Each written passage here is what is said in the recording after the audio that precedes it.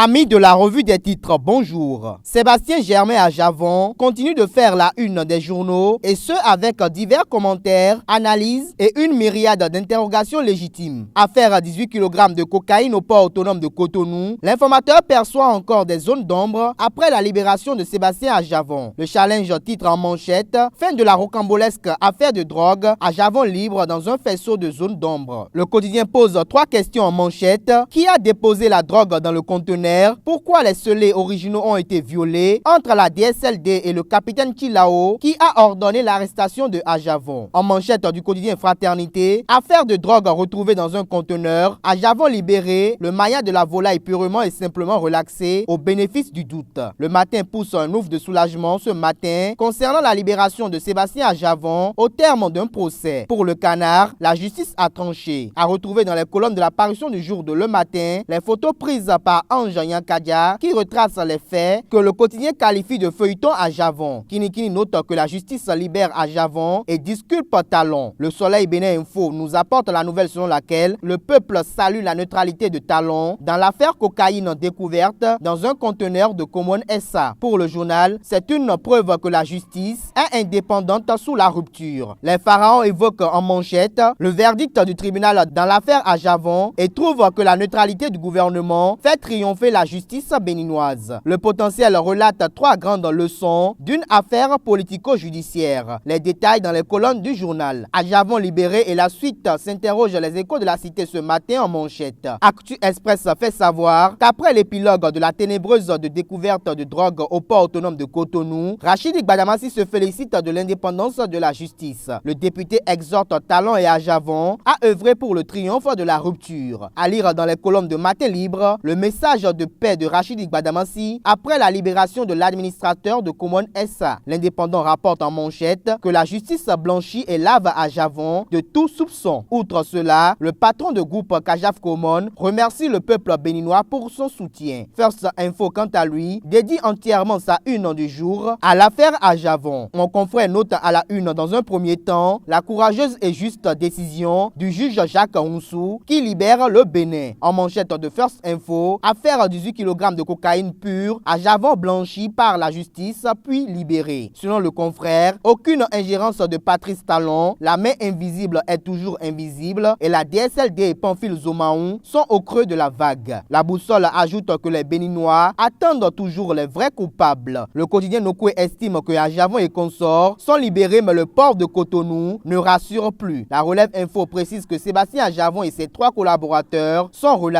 Le droit a-t-il été dit ou la pression populaire a-t-elle payé? S'interroge le Clairon ce jour concernant la libération de Sébastien à Javon dans l'affaire 18 kg de cocaïne. À lire dans les colonnes du journal Le Grand Matin, le coup de gueule des avocats béninois à l'étranger après la libération de l'homme d'affaires Sébastien à Javon. Le Télégramme apporte l'information selon laquelle le 3e conteneur sera inspecté ce jour devant le procureur. Fouille d'un 3e conteneur de Common SA ce jour, le journal Les 4 Vérités s'interroge sur le fait et veut savoir s'il s'agit d'un acharnement contre Ajavon. Affaire Ajavon, vue des médias béninois, la guérite mentionne que la HAC, l'UPMB et l'ODEM déplorent le manque de professionnalisme. Pour l'économiste, cette affaire de 18 kg de cocaïne pure est un mystère qui demeure. De l'affaire Ajavon, parlons des décisions issues du dernier conclave gouvernemental. Résumé du Conseil des ministres dernier, l'Indépendant note que 600 km de routes seront bientôt bitumées et 300 milliards pour l'électricité. Après le dernier Conseil des ministres, le challenge annonce pour bientôt la guerre contre la mafia du chantier de l'Assemblée nationale. Le Matin renchérit et fait savoir que le gouvernement veut auditer le dossier et bloque le chantier de construction du nouveau siège du Parlement. Libération confirme que l'audit de la construction du nouveau siège de l'Assemblée nationale est déclenché. Nouvelle Expression note qu'une commission est mise en place pour élucider l'affaire. Promotion du transport commun dans les villes du Bénin. Fraternité relaye ce jour que le gouvernement mise sur la création d'une flotte de taxis. Conseil des ministres du vendredi 4 novembre 2016, le Soleil Bénin Info annonce pour bientôt une lutte anti-tabac au Bénin. Assemblée nationale, l'informateur nous apprend que le gouvernement transmet un nouveau projet de loi anti-tabac. À lire également dans les colonnes du quotidien L'Informateur, les contributions de l'ANCB au projet de budget général de l'État 2017. À l'oreille droite de la une du jour de l'Informateur, séance d'échange avec les maires des communes du Bénin, Léadi Soglo mobilise ses pairs contre le VIH-Sida. Pour Actu Express,